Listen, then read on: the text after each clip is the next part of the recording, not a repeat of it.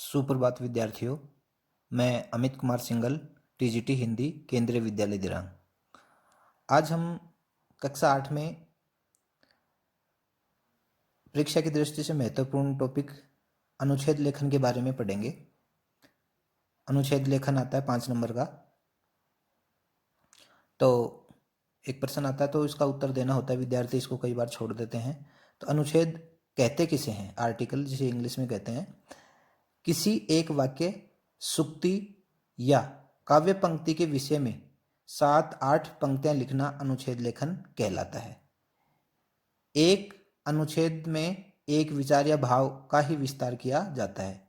सामान्यतः यह 70-80 शब्दों का होता है। अनुच्छेद का रोचक होना आवश्यक है।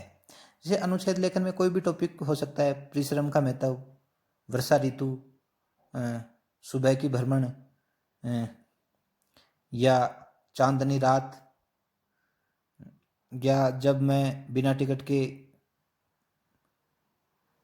रेल में यात्रा कर रहा था, या मेरा प्रिय मित्र। तो अनुच्छेद बहुत बड़ा नहीं होता। इसकी कितनी पंक्तियां होती है? 7-8 पंक्तियां होती हैं। और इसमें शब्द कितने होते हैं? 70-80 शब्द होते हैं। इसमें एक भाव और एक विचार का ही विस्तार किया जाता है।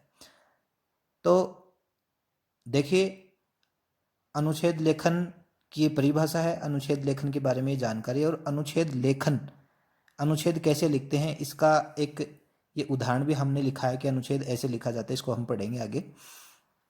तो अनुच्छेद में एक शीर्षक दे दिया जाता है, जैसे परिश्रम की महिमा, पुस्तकालय, या प्रातःकाल का दृश्य, जैसा करोगे वैसा भरोगे, अनेकता में एकता, सच्चा मित्र, परीक्षा के दिन, जब मैं बिना टिकट यात्रा करते पकड़ा गया आदि। कोई भी टॉपिक हो सकता है। तो इसका हमें विस्तार करना होता है।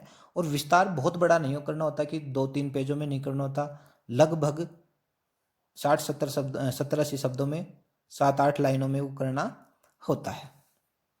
अब देखिए, पहला अनुच्छेद है परिश्रम सफलता की कुंजी है।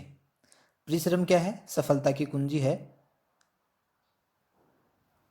व्यक्ति को परिश्रम से नहीं घबराना चाहिए। तो विद्यार्थियों, आपको भी परिश्रम से नहीं घबराना है, मेहनत से मुंह नहीं मोड़ना है। परिश्रम से कठिन काम भी आसान हो जाते हैं। परिश्रम से क्या हो जाते हैं? हार्ड वर्किंग से क्या हो जाते हैं? कठिन से कठिन काम भी आसान हो जाते हैं। जैसे परीक्षा में, कक्षा में प्रथम स्थान आना है, कक्षा में अच्छे नंबर, अच्छे मार्क्स लाने हैं, तो हमें क्या करना चाहिए? कठिन से कठिन मेहनत करनी चाहिए। और फिर क्या हो जाता है? हमारे काम आसान हो जाते हैं। परिश्रम से जी चुराने वाला व्यक्ति आलसी बन जाता है। परिश्रम से जी चुराने वाला व्यक्ति कैसा बन जाता है? आलसी बन जाता है। आलसी व्यक्ति के जीवन का कोई लाभ नहीं होता। आलसी व्यक्ति के जीवन का कोई लाभ नहीं होता। उसमें कार्य के प्रति उमंग, उत्साह और जोश नहीं होता। जो व्यक्ति परिश्रम करता है वह कठिनाइयों से नहीं घबराता। आलसी व्यक्ति क्या होता है? आलसी व्यक्ति के जीवन का कोई लाभ नहीं होता। उसमें कार्य के प्रति उमंग, उत्साह और जोश नहीं होता। किसमें? आलसी व्यक्ति में। जो व्यक्ति परिश्रम करता है वह कठिनाई से कभी नहीं घबराता। परिश्रमी व्यक्ति सदा सफलता प्राप्त करता है। जो परिश्रम करते हैं वो क्या करते हैं? सफलता प्राप्त करते हैं। जैसे कोई विद्यार्थी है, अच्छी मेहनत करता है तो अच्छे अंकों से पास होता है, अच्छे नंबर आते हैं उसके, और कक्षा में प्रथम स्थान, द्वितीय, तृतीय स्थान प्राप्त करता है। हमें अपना काम सदैव परिश्रम पूर्वक करना चाहिए। तो हमें पढ़ना भी परिश्रम पूर्वक चाहिए। हमारा अभी विद्यार्थी जीवन में हमारा लक्ष्य क्या है? अधिक से अधिक पढ़ना और हमारे भविष्य को उज्जवल बनाना। तो ये देखिए, इसमें परिश्रम की महिमा, तो इसमें एक ही भाव और एक ही विचार है और उसका ही यहाँ विस्तार है। 7-8 लाइनों में 1, 2, 3, 4, 5, 6, 7 लाइनें हैं। और बहुत बड़ा नहीं होना चाहिए अनुच्छेद, छोटा सा होता है। तो और दूसरा इसका उदाहरण देख लीजिए, पुस्तकालय नहीं, लाइब्रेरी। पुस्तकालय में पुस्तकों का संग्रह होता है। संग्रह यानी इकट्ठी होती हैं, कई पुस्तकें होती हैं। सभी विद्यालयों में पुस्तकालय तो होते ही हैं। सभी विद्यालयों में क्या होते हैं? पुस्तकालय तो होते ही हैं। इसके साथ साथ सार्वजनिक स्थानों पर लोग पुस्तकालय खोलते हैं। सभी स्कूलों में क्या होते हैं? लाइब्रेरी होती है, पुस्तकालय होते हैं। हमारे भी केंद्रीय विद्यालय दिरांग में क्या है? लाइब्रेरी है। चुंगनुम सर चलाते हैं लाइब्रेरी को। इसके साथ साथ सार्वजनिक स्थानों पर लोग पुस्तकालय खोलते हैं। सार्वजनिक स्थानों पर क्या खोलते हैं? पुस्तकालय। पुस्तकालय ज्ञान का केंद्र है। पुस्तकालय क्या है? ज्ञान का केंद्र है। क्यों? क्योंकि हम वहाँ बैठकर पढ़ते हैं, ज्ञान प्राप्त करते हैं। पुस्तकालय का वातावरण कैसा होता है? शांत होता है। इसमें मिलने वाली पुस्तकों को पढ़कर जहाँ हमारा ज्ञान बढ़ता है, वहीं हमारा मनोरंजन भी होता है। रोचक कहानियाँ भी होती हैं और ज्ञान प्रदान करने वाली पुस्तकें भी होती हैं, जिन्हें पढ़कर हमारा ज्ञान भी बढ़ता है और हमारा मनोरंजन भी होता है। पुस्तकालय से निर्धन विद्यार्थी पुस्तकें लेकर पढ़ाई करते हैं। ऐसी बात नहीं है, निर्धन ही नहीं, कोई भी ले सकता है, लेकिन अधिकांश से जिनकी पढ़ने में रुचि रहती है, जिनके पास पैसे नहीं है, उनके लिए और भी पुस्तकालय सार्थक साबित होता है।